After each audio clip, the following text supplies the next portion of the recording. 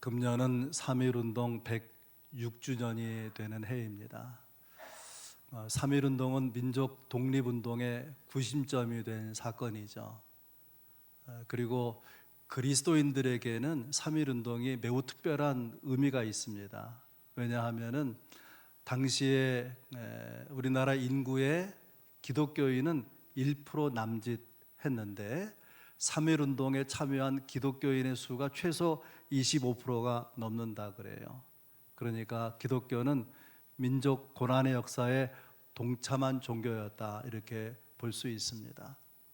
오늘 예배하는 성도들의 다수는 전후 세대죠. 전쟁 이후에 태어난, 전쟁 이전에 태어난 분도 몇 분 계시지만은 전쟁을 경험한 사람에게 있어서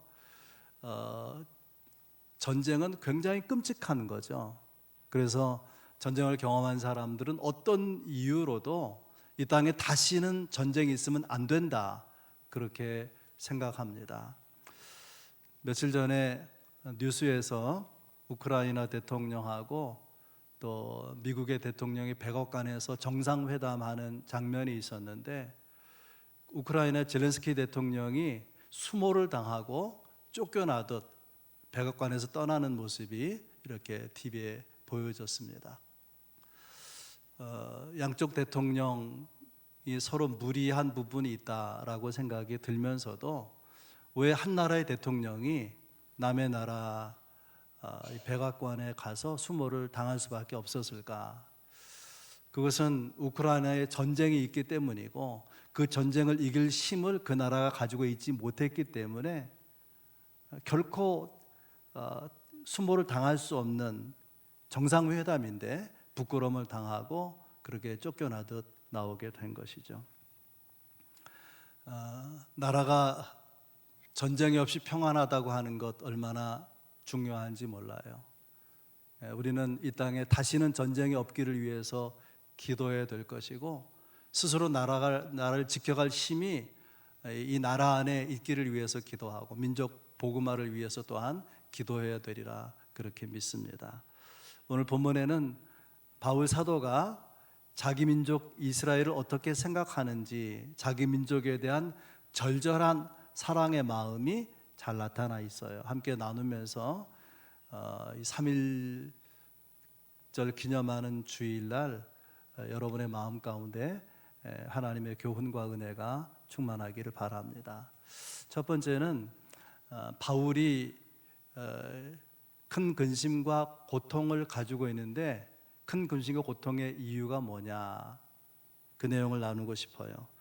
바울 사도가 예수 믿는 사람들을 잡아들이기 위해서 다메섹이라고 하는 곳으로 가다가 부활하신 주님을 만나게 됐습니다. 그래서 거듭나고 구원받고 하나님의 자녀가 될 뿐 아니라 주님께서 바울을 이방인들에게 복음을 전하는 사도로 세우시거든요. 바울은 교회를 진멸하던 사람이고 예수 믿는 사람들을 잡아들이던 사람인데, 그런 자기를 복음의 일꾼으로 사도로 부르셨다는 것에 대한 벅찬 감격이 있어요. 그런데 한편으로는 큰 아픔이 마음 가운데 있는데, 그래서 1절에서 이렇게 말합니다. 내가 그리스도 안에서 참말을 하고 거짓말을 아니하노라. 나에게 큰 근심이 있는 것과 마음에 그치지 않는 고통이 있는 것을 내 양심이 성령 안에서 나와 더불어 증언하노라.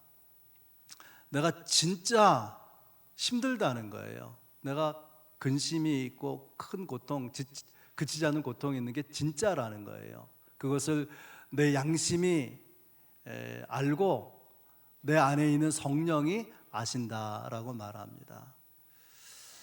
바울이 고통스러워하는 이유가, 근심하는 이유가 어디에 있을까? 적어도 두 가지 이유가 있다고 생각해요. 하나는 간절한 소원 때문에, 그가 가진 간절한 소망 때문에 근심과 고통이 있어요. 3절에 보면 어떤 소원인가 하면 나의 형제 곧 고륙의 친척을 위하여, 그런 소원이 있다는 거예요. 또 로마서 10장 1절에는 형제들아 내 마음에 원하는 바와 하나님께 구하는 바는 이스라엘을 위함이니 곧 그들로 구원을 받게 함이라. 의미를 새겨서 말씀드린다면 바울이 가진 소망 때문에 힘들어하는데 그 소망이 뭐냐면 내 형제, 내 가족, 친척이 구원받기를 바라는 소망이에요. 내 민족 이스라엘이 예수 믿어서 구원받기를 바라는 간절한 소망이 있어서 지금 너무 마음이 힘들다, 그런 이야기를 합니다.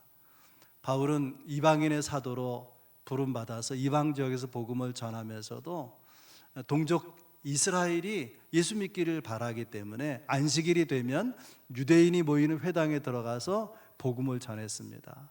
그런데 이방인들은 별로 반대하는 사람이 없는데 유독 유대인들이 바울을 싫어하는 거예요.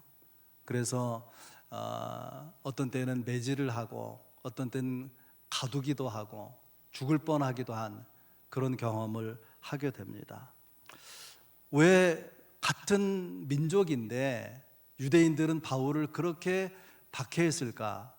오해가 있었어요. 오해. 어떤 오해냐면 저 바울이라고 하는 놈은 사람들이 가르칠 때에 할례가 필요 없다, 그렇게 가르친다는 거예요.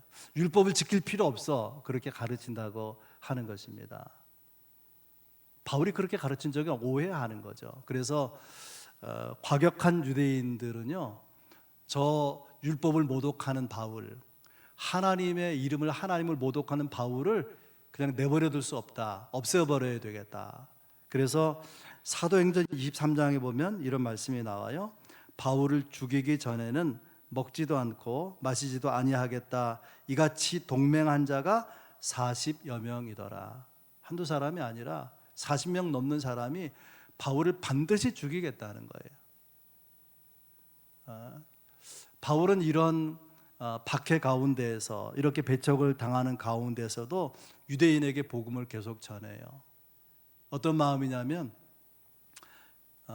이 복음을 계속해서 거부하면 결국 구원받지 못하고 지옥에 떨어지게 될 텐데 그러면 안 되지. 그래서 열심으로 복음을 전하는 거예요. 받아들이지 않기 때문에 근심이 있고 그치지 않는 고통이 있다라고 말하는 것입니다. 저는 이런 아픔이 구원받은 사람들의 정상적인 마음이라고 생각이 들어요. 구원의 감격을 가진 사람이 구원받지 못한 사람을 보는데 아무렇지도 않다면 비정상적인 것이죠. TV에서 맛집 이런 거 소개할 때가 있어요. 오늘도 그걸 잠깐 보긴 했는데 어떤 맛집을 내가 알게 됐습니다. 그러면 누구한테 야, 어느 집이 맛있다 그러던데 시간 되면 한번 같이 갈까? 밥 먹으러 갈까? 그러지 않습니까? 그런데 우리가 구원의 감격을 가지고 있는데 어떻게 그 구원의 소식을 전하지 않을 수가 있겠느냐? 이 바울의 생각인 것입니다. 그럴 수 없다는 거죠. 여러분은 그런 아픔을 가지고 복음을 전하는 자입니까? 대부분의 성도들은요, 보이지 않는 사단에게 속아서 그래서 엉뚱한 생각으로 인생을 낭비해요. 이렇게 말합니다. 네 인생 네 거다. 네가 주인이다. 네가 하고 싶은 대로 너 자신을 위해서 살아라. 그렇게 내 마음을 움직이는 거예요, 사단이. 그 사람들이 어디에 소원을 두고 살아가는가 하면은 어떻게 하면 돈을 더 많이 벌 수 있을까? 어떻게 하면 이 세상에서 좀 더 잘 맞고 잘 살 수 있을까? 그런데 마음을 빼앗기는 거예요. 그런데 우리에게 주신 인생의 시간을 신앙적 관점에서 보고 하나님의 관점에서 보면은 엉뚱한데 가치가 없는 그러한 일에 우리의 인생의 시간들을 허비하도록, 그렇게 소비하도록 그렇게 사단이 역사하고 있다고 하는 것입니다. 창세기 읽어보면 하나님이 우주 만물을 짓는데요, 유일하게 사람만 하나님의 형상으로 지으셨어요. 하나님의 형상으로 지음받은 사람의 참된 소원은 어디에 있어야 되는가 하면 그 영혼의 구원에 있어야 되는 거예요.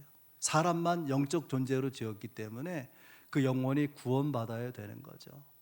이것이 가장 중요한 일이 되고 또 목표가 되고 그래야 될 것입니다. 바울은 그래서 거기에 소원이 있는 거예요. 잘 먹고 잘 사는 데 있는 것이 아니라 내 가족, 내 형제, 내 친척이 구원받으면 좋겠다. 내 민족 이스라엘이 예수 믿고 구원받으면 좋겠다. 그런 소원을 가지고 있는 것입니다. 근데 믿지 않기 때문에 고통스러워하는 거죠. 바울의 고통, 그 근심의 두 번째 이유는 그리스도의 마음을 알기 때문에 그래요. 오늘 본문 1절에도 그리스도 안에서라는 표현이 나오고 로마서 8장 1절 2절에도 예수 안에서라는 말이 두 번이나 반복됩니다.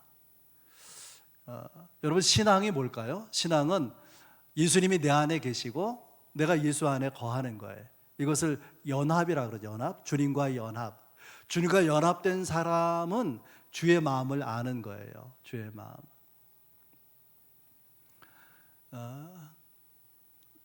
연인이 있다고 생각해 보세요.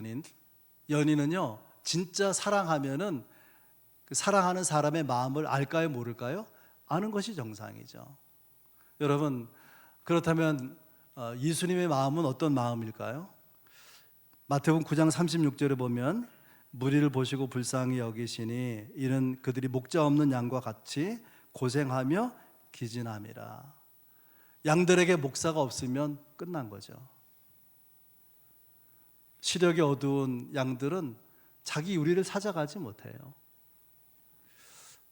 예수님께서 사람들을 볼 때에 목자를 잃어버린 양처럼 유리방황하는 그 모습이 너무나 안타깝고 너무나 불쌍한 거예요. 주님은 우리를 긍휼히 여기신다는 거예요. 주의 마음, 우리를 향한 주의 마음은 긍휼히 여기는 마음입니다. 바울이 근심하고 고통하는 이유가 여기에 있어요. 주의 마음을 알기 때문에. 여러분은 여러분의 마음에 주님의 이 긍휼의 마음이 있습니까? 여러분, 주의 마음을 아십니까? 혹시 주의 마음을 잃어가고 있는 것은 아닌지 생각해 볼 수 있길 바랍니다. 신앙이 변질됐다, 신앙이 타락했다, 그런 말을 하는데 그건 뭘 말하는 걸까요? 우리 마음에 주의 마음을 잃어버리면 우리 신앙은 변질되는 거예요. 우리 신앙은 타락하고 마는 것입니다. 주님과 연합해서 살기 때문에요. 주님은 우리의 마음을 알아요. 내가 뭘 슬퍼하는지, 뭘 아파하는지, 어디에 분노하는지, 왜 눈물을 흘리는지 아시기 때문에 오셔서 긍휼히 여기고 도와주십니다.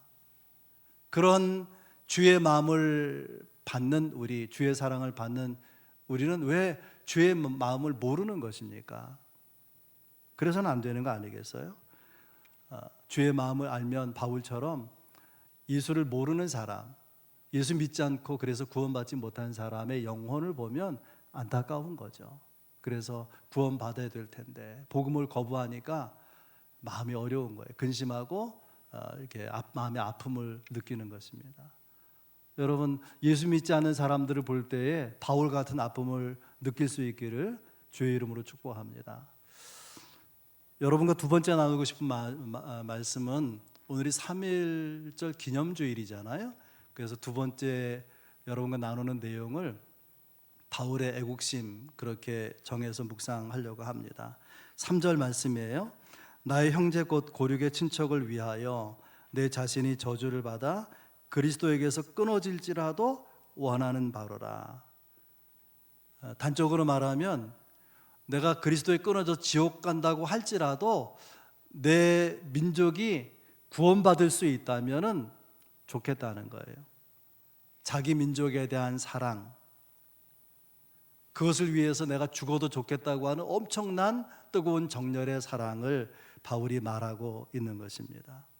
이런 말이 있어요.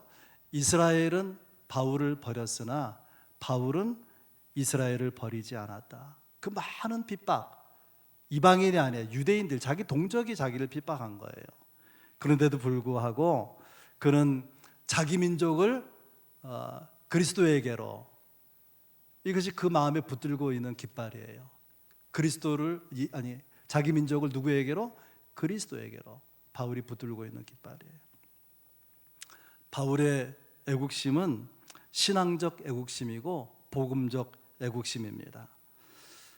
로마서 16장까지 되어 있는데 9장, 10장, 11장이 유대인들에 대한 내용이거든요. 복잡해요. 그런데 간단하게 말하면 어떤 내용이냐면 하나님은 이스라엘을 버리지 않으셨다는 거예요. 하나님은 이스라엘 여전히 사랑하신다는 거예요. 하나님은 이스라엘이 회개하고 구원으로 돌아오기를 바라신다는 거예요. 이스라엘이 지금은 하나님 보내신 구원자 메시아를 거부하고 있지만, 그러나 역사의 종말에는, 궁극적으로는 이스라엘 백성을 통해서 하나님은 영광을 받으실 것이다. 이것이 바울이 가지고 있는 자기 민족에 대한 전망의 소원이고 또한 기대고 전망입니다. 어떤 사람은 나라가 힘들어지니까 여기서 자녀 교육비도 많이 들고 그렇게 돈 들여서 가르쳐도 잘 산다는 보장이 없고 차라리 영어권으로 이민 가면 어떨까, 그런 사람들이 있어요. 여러분, 우리가 경제적으로 괜찮은 때는 다른 나라 가서 사셔도 좋습니다. 그러나 정치가 어렵고 경제가 어렵고 나라가 어려워질 때는요, 그리스도인이 여기 있어야 돼. 다른 사람은 떠나더라도. 하마스와 이스라엘이 전쟁할 때 이스라엘 사람들의 적지 않은 젊은이들이 유학하다가 사업하다가 이스라엘 돌아간 거 여러분 아십니까? 또 러시아와 우크라이나 전쟁할 때 우크라이나의 젊은이들이, 의사들, 또 엘리트들이요, 조국을 지켜서 돌아간 거 여러분 아십니까? 신앙인은 나라가 어려울 때에 나라를 벗어나면 안 돼요. 그때는 나라에 있어야 되는 거 아니겠습니까? 바울의 고백을 담고 있는 오늘 본문 가운데 3절에서 우리가 묵상할, 주목할 표현 하나가 있어요. 끊어질지라도 하는 표현이에요. 끊어질지라도. 굉장히 강렬한 열망을 담은 표현이라고 볼 수 있습니다. 연인들이 이렇게 물어보는 경우 있죠. 자기 나 사랑해? 진짜 나 사랑해? 그런 질문에 대한 가장 센 대답이 뭘까요? 가장 센 대답은 내가 죽도록 사랑해, 혹은 내가 너를 위해 죽을 수 있어. 그럼 이게 최고의 사랑 아니겠습니까? 진짜 죽을지는 모르지만 그래요. 근데 바울이 이렇게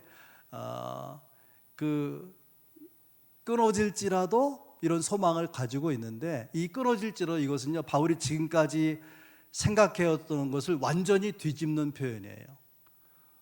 로마서 1장부터 쭉 8장까지 나오면서 결론이 8장에 있거든요. 그 교리의 가르침의 결론이 8장에 있는데 8장 마지막 부분에 이렇게 돼 있어요. 38절, 39절.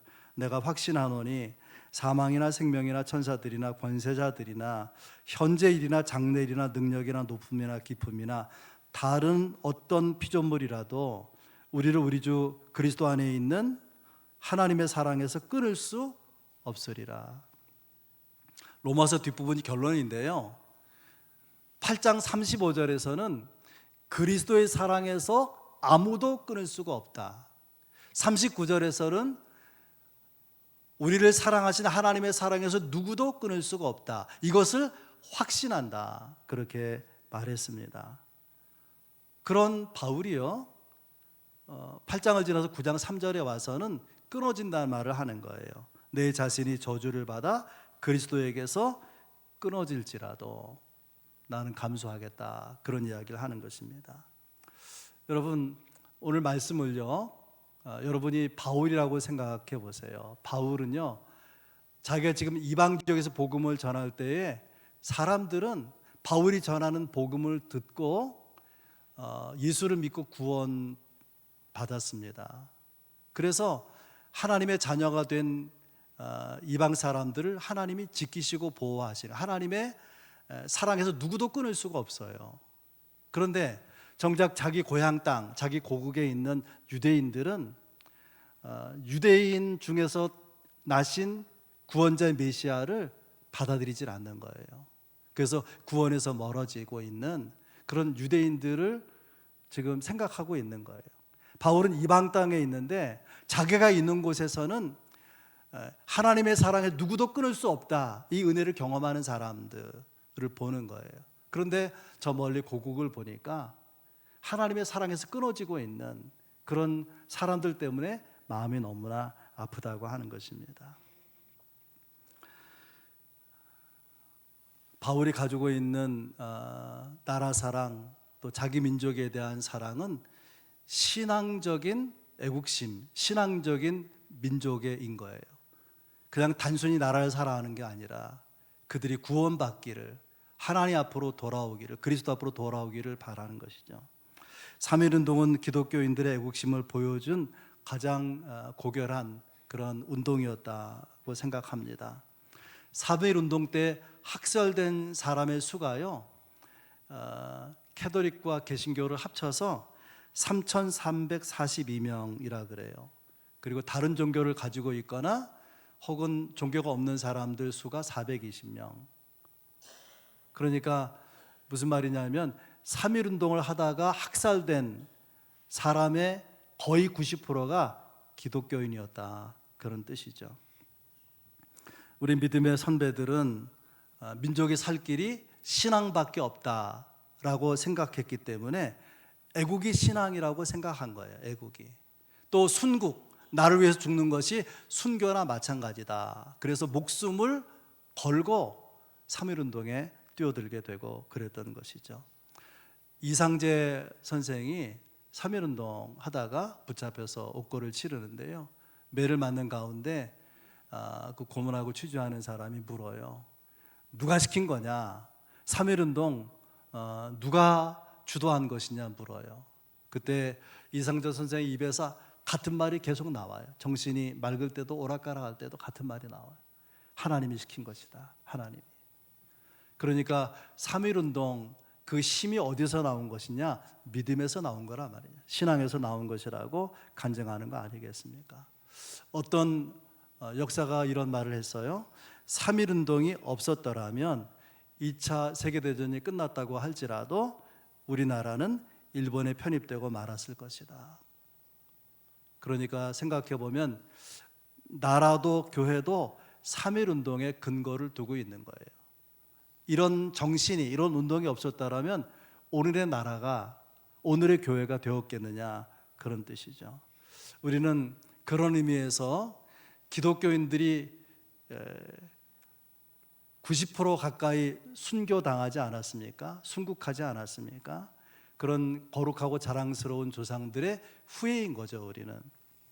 그렇다면 그런 조상을 두고 있는, 믿음의 선배를 두고 있는 우리가 어떻게 해야 되겠는가? 민족을 그리스도에게로, 바울이 가졌던 마음 우리가 품어야 될 것입니다. 우리는 신앙이기 때문에 더 나라를 사랑하는 마음이 있어야 되는 거예요. 시편 126편 5절 6절에 이런 말씀이 있어요. 눈물을 흘리며 씨를 뿌리는 자는 기쁨으로 거두리로다. 울며 씨를 뿌리러 나가는 자는 반드시 기쁨으로 그 곡식단을 가지고 돌아오리로다. 이런 간절한 마음을 가지고 나라를 위해서 기도하고 나를 위해서 또 헌신하고 그런 삶을 살아가야 될 것입니다. 마지막 세 번째, 오늘 본문에서 묵상할 수 있는 메시지는요, 모든 일의 목적은 하나님께 영광을, 하나님께 찬송을, 이것이 바울이 보여주고 있는 메시지입니다. 4절 5절인데요 그들에게는 양자됨과 영광과 언약들과 율법을 세우신 것과 예배와 약속들이 있고 조상들도 그들의 것이요 육신으로 하면 그리스도가 그들에게서 나셨으니. 바울은 이 4절 5절을 통해서 이스라엘 백성이 누구냐라는 것을 여러 단어들을 나열하면서 설명하고 있어요. 잠깐 생각해 보면 양자, 하나님의 아들만, 하나님의 아들 예수 그리스도만 아들인데 우리는 양자로서의 자녀다, 그걸 말하는 거죠, 이스라엘이. 영광, 하나님의 영광이 시내산에 성막에 나타났고, 언약, 아브라함 언약, 또 모세 언약, 다윗 언약, 이 언약을 통해서 이스라엘은 하나님의 백성이 된 것 아닙니까? 율법, 십계명을 받았다는 것이고, 예배, 제사 제도를 주신 것을 말하는 것이고, 약속, 메시아에 대한 약속이죠. 구원자를 보내시겠다는 약속, 그것을 유대인들에게 주셨다는 거예요. 조상 아브라함, 이삭, 야곱 다 믿음의 조상, 그건 유대인의 조상인 것이죠. 결정적인 것은 예수 그리스도가 유대인을 통해서 이 땅에 나셨다, 태어나셨다, 그 말이에요. 다 유대인들이 받은 것을 쭉 열거하고 있는 것입니다. 그런데 이 모든 은혜, 유대인들에게 놀라운 선물들을 주신 궁극적인 목적이 어디에 있느냐? 그것이 5절 마지막 부분에 나타나죠. 그는 예수 그리스도는 만물 위에 계셔서 세세의 찬양을 받으실 하나님이시니라. 왜 유대인들에게 여러 가지 선물들을 그들에게만 주셨는가? 그들을 통해서 만민이 찬송을 영광을 세세로 그리스도에게 또 하나님에게 돌리기 위해서 도구로 사용하신다, 통로로 사용하신다, 그런 뜻이죠. 이 일을 위해서 우리가 해야 할 두 가지 일이 있다 생각하는데, 하나는 구원을 위한 헌신.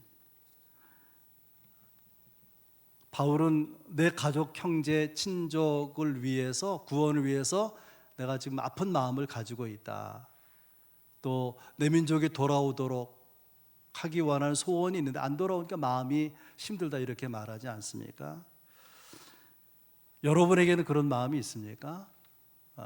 내 가족 중에, 내 친족 중에 안 믿는 사람이 있어서 저렇게 끝까지 거부하면 결국 구원받지 못할 텐데, 지옥에 떨어질 것인데, 그것 때문에 마음이 아프시냐, 그런 말이에요. 이 땅에 믿지 않은 사람들이 많이 있고, 또 북한은 38선으로 가로막혀서 거기에 복음이 무너진 지가 얼마나 오랜 세월이 지났습니까? 그거 생각하면 마음이 아프냐, 그 말이에요. 마음이. 어떤 사람이 이렇게 말했어요. 왜 내 주변에 있는 가족, 친족, 형제들이 아직도 예수 안 믿는 사람이 있는 것인가? 왜 북녘 땅은 복음의 문이 열리지 않고 있는 것이냐? 그것은요, 충분히 우리가 기도하지 않았기 때문에, 충분히 눈물 뿌리지 않았기 때문이라 그렇게 말합니다. 히브리서 2장 3절에 이런 말씀이 있어요. 우리가 이같이 큰 구원을 등한히 여기면 어찌 그 보응을 피하리요. 유진 피터슨이라고 하는 분이 메시지 성경을 썼어요. 좀 쉽게 이해할 수 있도록 현대적으로 풀어서 그렇게 성경을 만들었는데, 그걸 메시지 성경이라 그래요. 이 히브리서 2장 3절을 그는 이렇게 번역했습니다. 우리가 받은 이 장엄한 구원의 메시지를 어떻게 소홀히 할 수 있겠습니까? 소홀히 하면 안 된다, 그 말이죠. 예수 그리스도의 복음, 그것을 장엄한 복음이라, 장엄한 구원의 메시지, 위대한 구원의 메시지, 어떻게 전하지 않을 수가 있겠는가? 내가 전하지 않아서 내 주변에 있는 사람들이, 가족들이 구원받지 못한다면 얼마나 안타까운 일입니까? 그러니 눈물로 기도하고 기회가 있으면 전도해야 되는 것이죠. 전도를 가장 부담스러운 일로 여겨요, 대부분의 성도들이. 나는 뭐 말재주도 없는데, 말주변이 없는데, 또 내가 뭐 지식이 부족한 사람인데 자신 없어 하는 경우 있어요. 우리가 충분히 지식이 있고 설득력이 있고 또 전도 훈련을 받고 그러면 좀 더 효과적으로 전도할 수 있는 것이 사실이죠. 그러나 여러분이 이거 아셔야 돼요.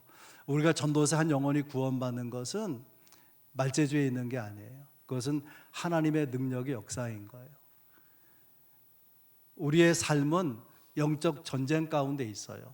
어떤 사람이 복음을 전하는데 예수 믿지 않는 것은 사단이, 귀신이, 마귀가 막아서 그런 거예요. 그걸 영적으로 굴복시키고 그때에 복음이 들어가게 되고 예수 믿게 되는 거기 때문에 우리는 전하면 되는 거예요. 성령의 능력으로 악한 영들을 제압시키면 그 심령이 변화받아서 구원받게 되는 것이죠. 아무튼 우리가 할 일은 기도하는 거예요. 서툰 언어로, 서툰 입술로라도 복음을 전하는 것입니다. 그 일이 얼마나 중요한지 로마서 10장 13절 15절 말씀이에요. 누구든지 주의 이름을 부르는 자는 구원을 받으리라. 기록된 바 아름답도다. 좋은 소식을 전하는 자들의 발이여 함과 같으니라. 좋은 소식, 복음이죠. 어떤 발걸음이 가장 아름다운 발걸음이냐? 복음 전하는 자의 발걸음이. 그런 삶이 될 수 있기를 주의 이름 축복합니다. 우리가 할 일, 잠깐이라도 구원을 위해서 기도하는 거예요. 또 기회를 주시면 내가 전달하는 방법이 서툴러도 전도해 보는 것입니다. 하나님의 역사를 기대하고.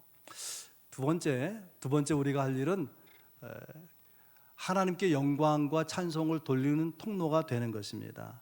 5절에서 바울 사도는 그리스도를 이 땅에 보내신 목적을 5절 하반절에 이렇게 설명하죠. 육신으로 하면 그리스도가 그들에게서 나셨으니 그는 만물 위에 계셔서 세세의 찬양을 받으실 하나님이시니라. 왜 그가 나셨느냐? 유대 땅에 유대인들 가운데 왜 오셨느냐? 만물 위에 계셔서 찬양을 받으시기 위해서. 이 만물을 만민이라고 부르면은 좀 더 의미가 새롭게 다가올 수 있어요. 모든 사람이 그리스도에게 하나님께 영광과 찬송이 되도록 하기 위해서 첫째는 이스라엘을 택하셨다는 거예요. 복음을 주셔서 두 번째는 우리를 택하셨다고 하는 것이죠. 아브라함을 부르신 이유를 창세기 12장 2절에 이렇게 말합니다. 내가 너로 큰 민족을 이루고 내게 복을 주어 내 이름을 창대하게 하리니 너는 복이 될지라.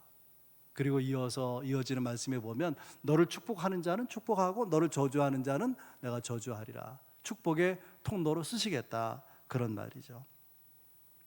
바울은 이것을 알고 있는 거예요.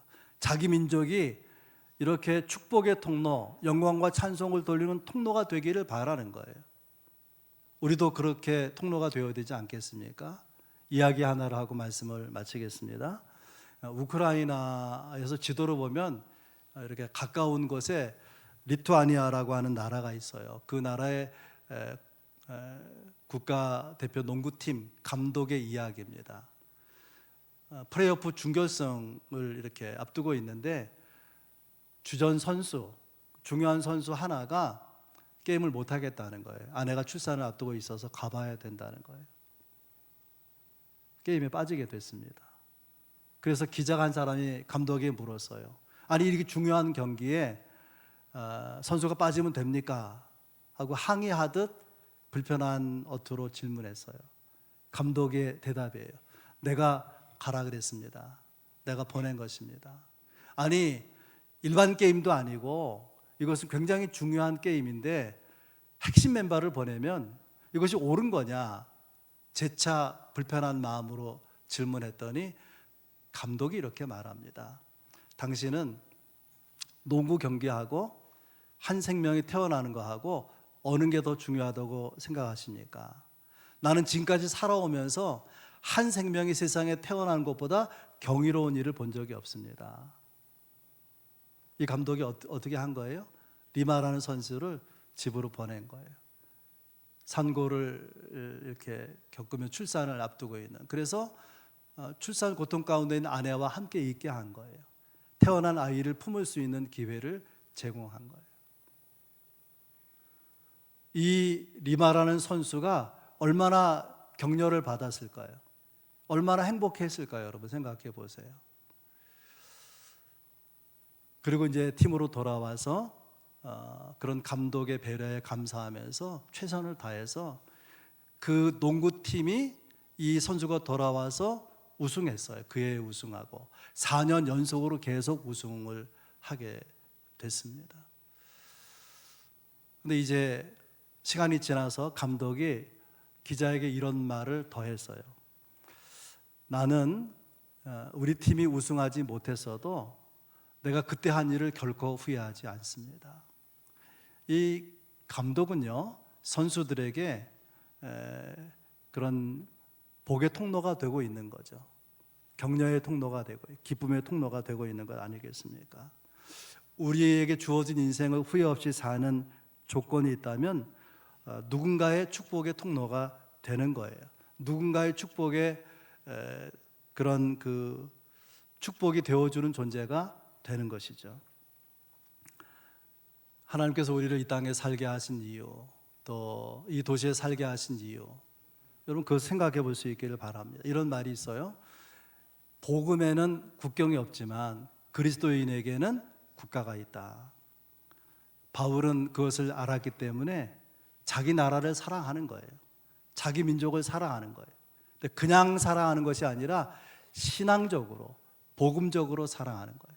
내 백성이 그리스도에게로, 복음으로 돌아오면 좋겠다. 구원받은 백성이 되면 좋겠다. 그거 진짜 사랑 아니겠습니까? 여러분 그런 바울 같은 심정으로 기도하고 전도하고 복음의 통로, 축복과 은혜의 통로가 될 수 있기를 주의 이름으로 축복합니다.